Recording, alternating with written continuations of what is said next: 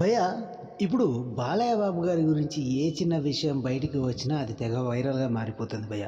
అలాంటి విషయమే ఇప్పుడు బాలయ్య బాబు గారి గురించి సోషల్ మీడియాలో హల్చల్ చేస్తుంది భయ్య.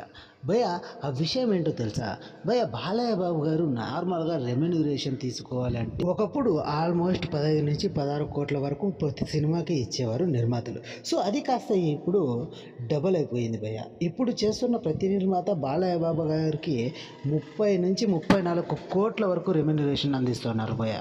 దానికి కూడా పెద్దగా రీజన్స్ చెప్పాల్సిన అవసరం లేదు భయ్య, ఎందుకంటే అందరికీ తెలిసిన విషయమే. బాలయ్య బాబు గారు ఇప్పుడు టాలీవుడ్లో జూనియర్ హీరోలు కంటే అలాగే సీనియర్ హీరోల కంటే అత్యధిక సక్సెస్ రేటు ఉన్న హీరో ఎవరైనా ఉన్నారంటే బాలయ్య బాబు గారు. సో ఆ సక్సెస్ రేట్ను క్యాచ్ చేసుకుంటూ నిర్మాతలు ఇప్పుడు బాలయ్య బాబు గారికి ఏకంగా 30 కోట్ల వరకు రెమ్యూనరేషన్ ఇచ్చేందుకు కూడా వెనకాడడం లేదు. అంతేకాదు బాలయ్య బాబు గారితో తక్కువ బడ్జెట్ పెట్టి మరి ఎక్కువ లాభాలు వచ్చే హీరోలలో బాలయ్య బాబు గారు ఇప్పుడు one of the best hero అయిపోయారు భయ్య.